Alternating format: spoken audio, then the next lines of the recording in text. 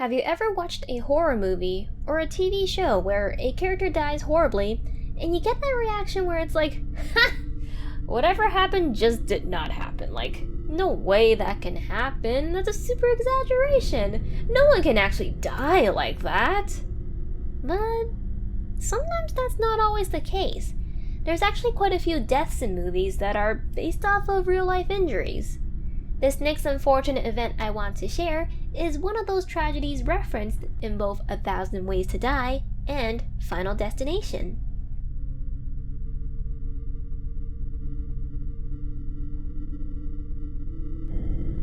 On the evening of June 29, 2007, a group of families were headed towards the member-only Minneapolis Golf Club in St. Louis Park. Not for the golf, but for some nice rest and relaxation at the club's pool and patio area. The weather wasn't exactly scorching that day. It was more so a typical summer day, with the average temperature being around 68 degrees Fahrenheit. You know, just perfect enough for a number of kids to play around in the kiddie pool before their parents decide to end their fun for the day. As soon as mom and dad called, the kids left one by one, except for a 6-year-old girl that for some reason just sat unmoving in the pool. She wasn't whining or putting up a tantrum or anything like that. She was just eerily still. After being called for a couple more times, eventually something must have clicked, and the little girl stood up and made her way towards her parents. That is, until she slipped and face-planted into the adult pool, hitting her head on the deck along the way and knocking out her front tooth and cutting her lip.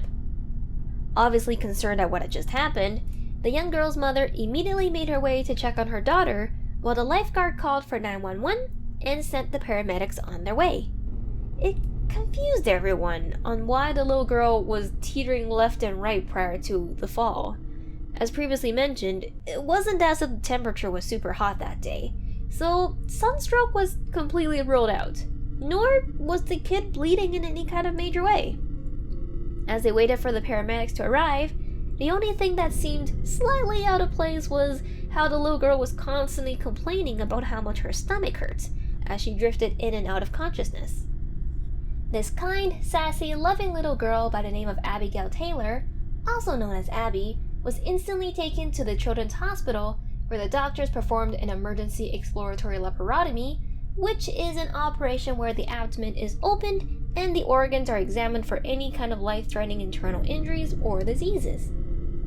What the surgery revealed, however, shocked everyone. Earlier in the kiddie pool, Abigail was playing around with a number of children when she fell and landed butt down on an uncovered suction outlet and got herself trapped.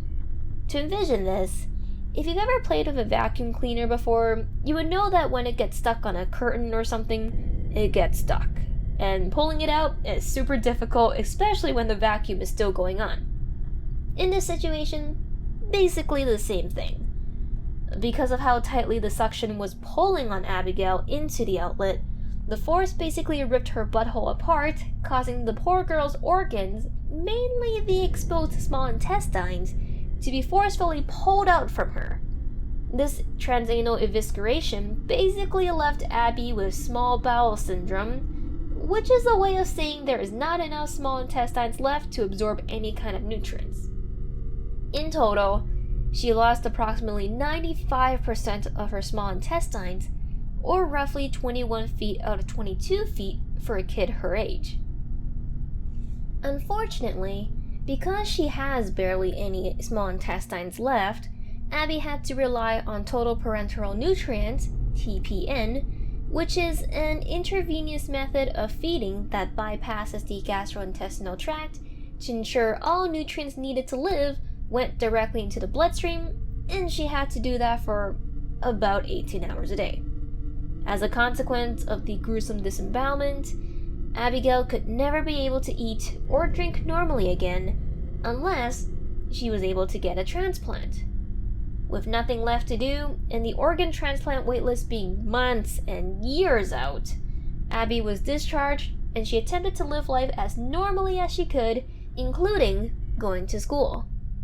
Obviously, that was going to be not an easy thing with the numerous tubes sticking out of her, But her parents actually managed to disguise their daughter's condition with some pretty nifty tricks, such as hiding her nutritional solution in her backpack and her drainage tubes that stuck out from the side of her with a cute little Hannah Montana purse, her favorite show.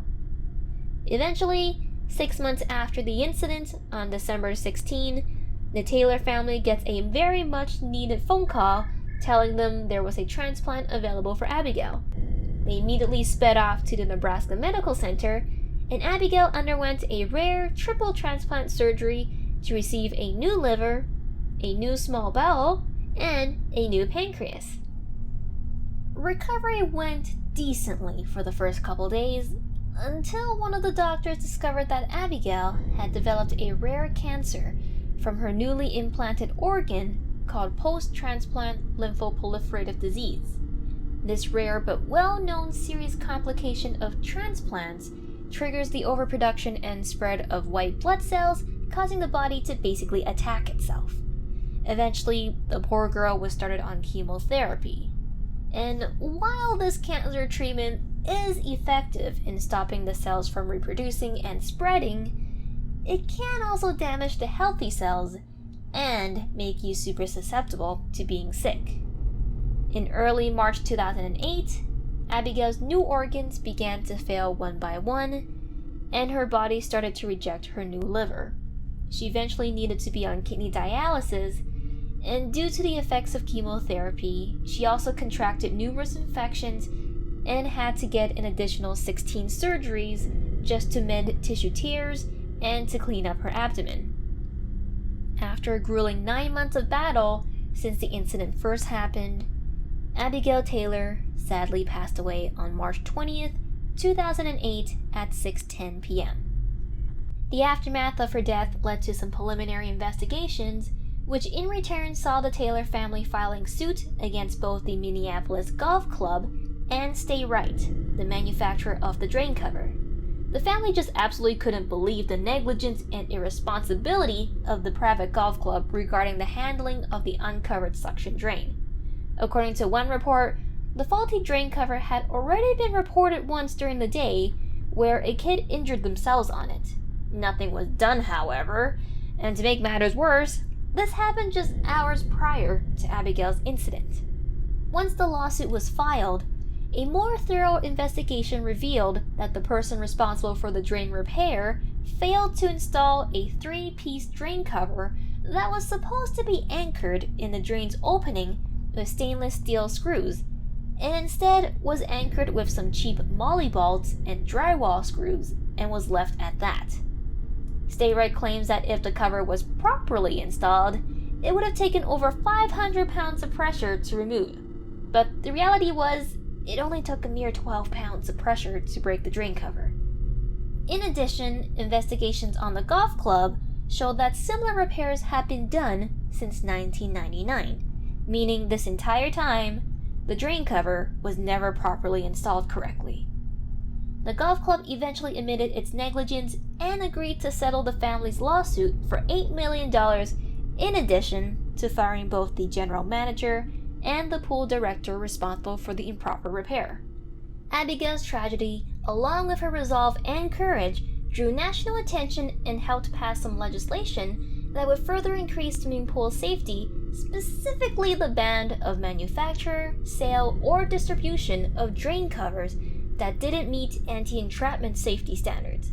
This is super particularly important, stressed, because it was not the first time a young child was killed or severely injured due to a faulty pool drain manufactured by Sta-Rite products. The timeline goes as such. In 1981, a 5-year-old girl was disemboweled by a suction outlet in a country club wading pool similar to Abigail Taylor. In 1993, similarly, a 5-year-old Valerie Lakey was disemboweled. In 2000, 14-year-old Lorenzo Peterson suffered severe brain damage when he was nearly drowned after his arm got caught in a Sta-Rite suction outlet. In 2002, 7-year-old Virginia Graham Baker was trapped underwater by the powerful suction and subsequently drowned even when there were 2 grown men and her mother trying to pull on the girl to get her free. and in 2007, the incident with 6-year-old Abigail Taylor occurred. There are definitely more casualties in between these times. However, these 5 cases are the most commonly documented cases found regarding suction outlet injuries caused by Sta-Rite products. Pentair, the parent company of Sta-Rite, reached an undisclosed settlement with the family, and they have also voluntarily agreed to come up with a better drain design. To date, there is only one survivor of such a freak accident. In 2008, 4-year-old Salma Bashir was enjoying a day at a public pool while on vacation in Alexandria, Egypt, and was disemboweled while in the kids' swimming pool.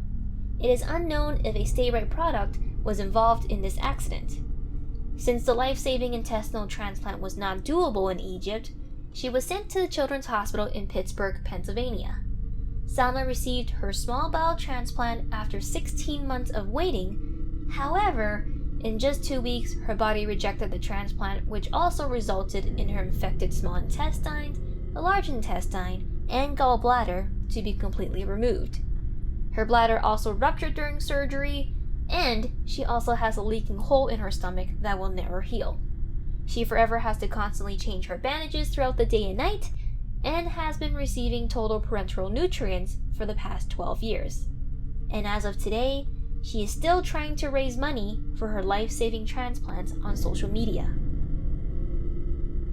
Hope you guys enjoyed this story. If you did, please feel free to leave a comment, like, and subscribe for more unfortunate events.